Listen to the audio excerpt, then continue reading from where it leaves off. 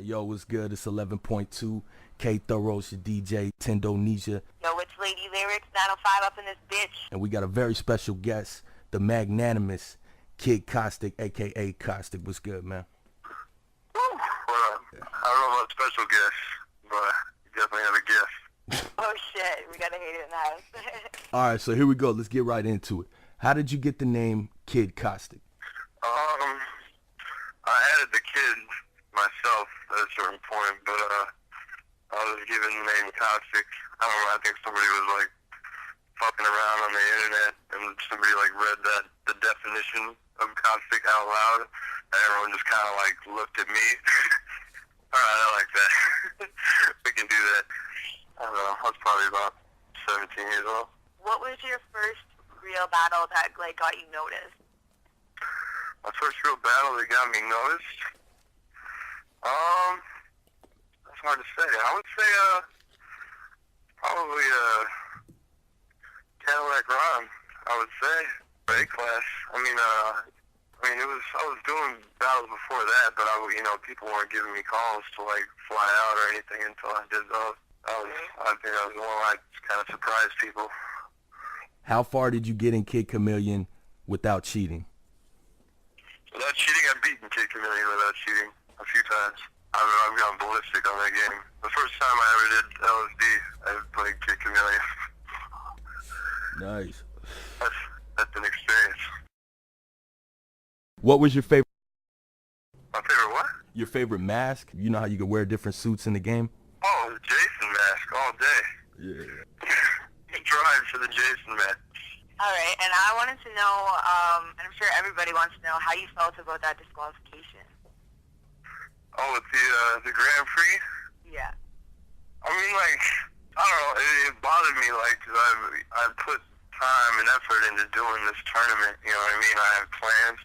I'd already spent the money in my mind. So it was a little disheartening, but I mean, it's not Kid the Dot's fault, you know, that, Do you think you'd ever try to go back again? Canada? I may have to, like, fist fight a small town called Hamilton, but, yeah, I don't see why not. Nobody cares about Hamilton. I don't know if you know around here, but... I really don't. I really have no idea how it works. I just figure there's some kind of weird Canadian unity thing going on against Caustic right now. Well, yeah, like, you will find a lot of people do stick together, and that's one thing I find about battling. It's a lot about a popularity contest, so if you're, like say myself, Laydee Lyrix, the name is, like, hated, and that's what it's known for, but, really, in the end of the day, it's who's known and who's not that matters, so... Yeah. I've enjoyed Canada every time I've gone to Canada. I've been treated beautifully, and there's a lot of cool people there. I personally have nothing against Canada. There just happens to be some small representatives that can get fucked and all like that. His hockey team. Hockey team was an inside joke that spun out of control at a certain point. And I guess other people caught on to our joke and decided that we were a real crew, and I don't even I think that whole shit's hilarious. I mean, there's really no point of having a crew in battle rap whatsoever. It's really just another thing to make fun of. Just more ammo against you, more name flips, more bullshit. Tell me, what purpose does a crew serve in battling? It's really crowd hype. That's all I see it as. I respect you, bro. Will you stand behind me and cheer for my shit? There's just a bunch of us that were joking around one day, and it came about like that. I want to know, of all your battles, say one, all the ones that you have not won, which one of those do you think that you should have won the most?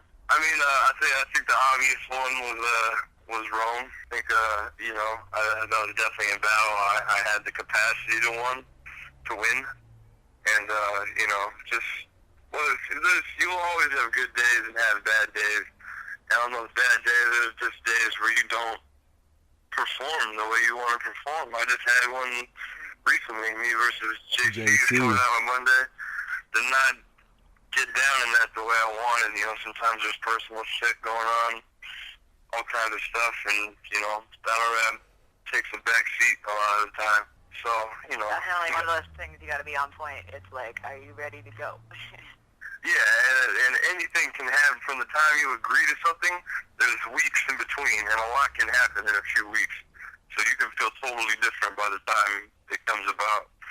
You know what I mean? I mean, it's good to lose sometimes. It's healthy to lose. It brings you down a notch. It makes you hungrier.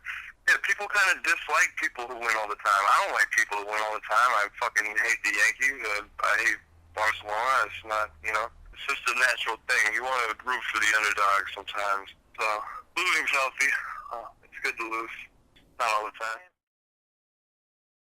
I like to be in the right state of mind, whether with help or without, I guess I would say. I mean, no, I don't like that. I don't have like a lucky sweater or like a banner I slap on the way into the studio or any shit like that, you know. Nothing like that. It all depends on the vibe. If I'm feeling it, I'm feeling it. If not, then fuck it. Or just get fucked up in the studio. All right, Lyrix, you got a question? I don't know what else to say.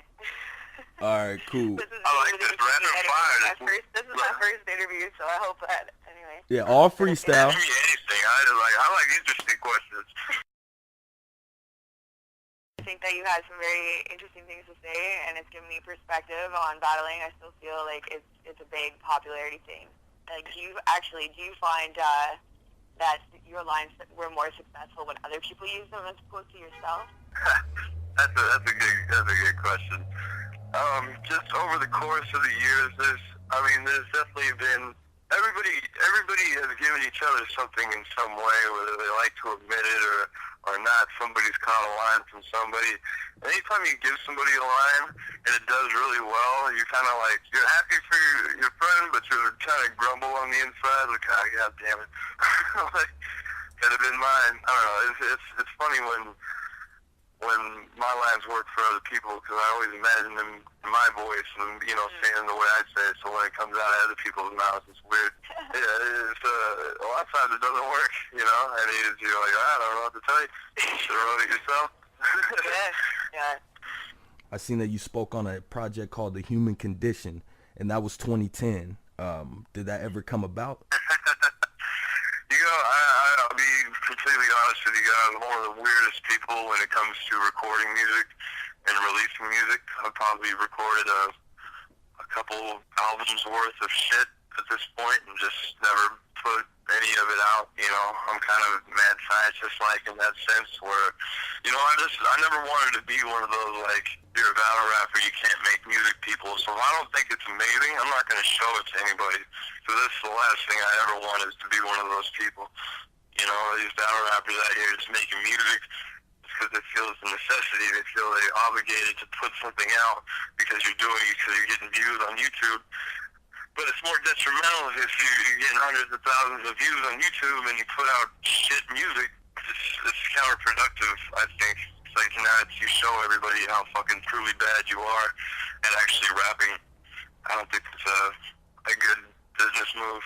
I'd say wait until you meet the right people, make the right connections, find a producer that you particularly click with and have good chemistry with, or it will blow up in your face. You know, I meet a lot of people all the time. Everybody makes beats. Everywhere I go, everybody makes beats.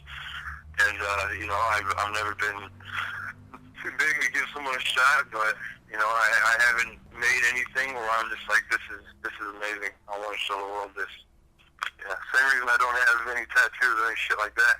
I haven't found anything great enough to put on my body for the rest of my life. You know what I'm saying? Like, this is how I am, and I wish other battlers were more selective with their career decisions or music releases or ideas.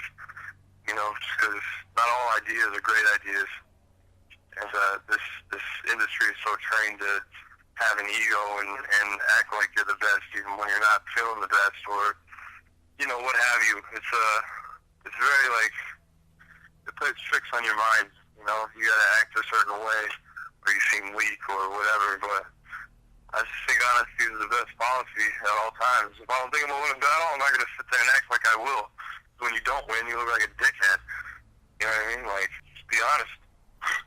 We're not always the best every day. Michael Jordan fucking trips every now and then. It happens. You know what I mean? Yeah, he be missing I don't know dunks how to and shit. explain.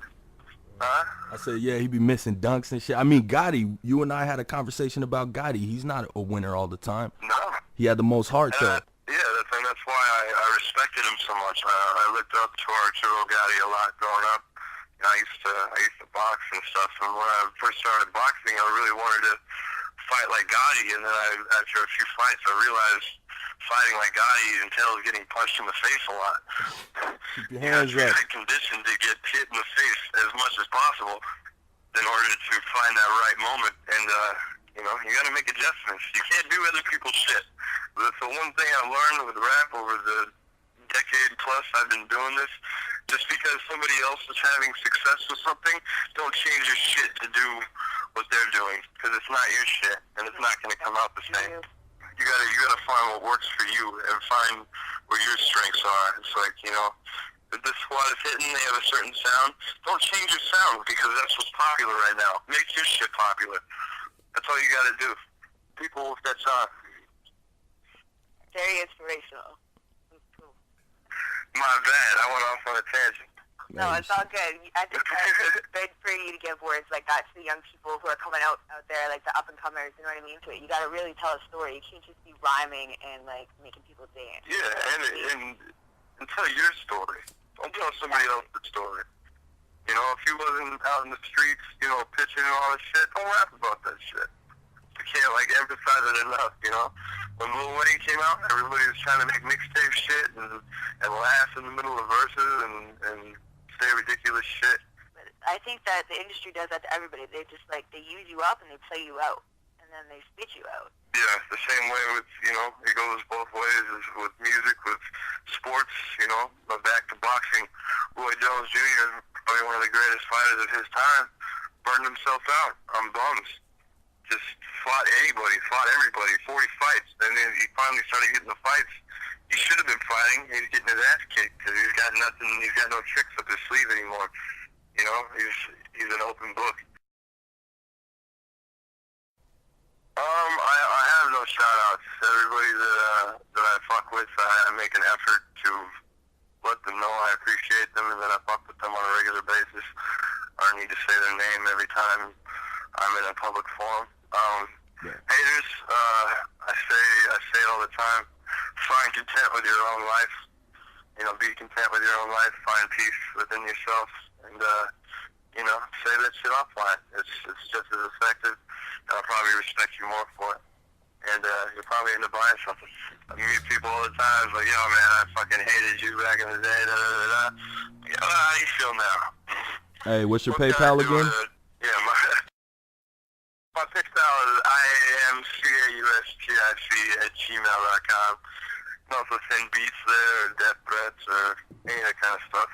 I really don't give a fuck. I probably won't check it. To my fans, I appreciate everybody. You guys are super fucking crazy for me on Facebook, whether it's needed or not, and that's cool. You know, I apologize for a lack of release in music, but hopefully you gained some insight as to why from this short interview. And you know, I'll come out with something, and when I do, you can at least be, you know, assured that I fuck with the shit. I'm not gonna put out some shit I don't fuck with, because if I don't fuck with it, you shouldn't fuck with it. There you go. Simple. And everyone else, fucking get a job. Peace out, y'all. Respect to all the people who out there making the tracks, making the battles happen. That's what's up. Hip-hop. Peace. Well, thank you for having me on the show. Appreciate it. All right. Hey, thanks a lot, Lyrix. Yeah, no problem, yo. Talk to you soon. All right, y'all be cool. Okay, peace.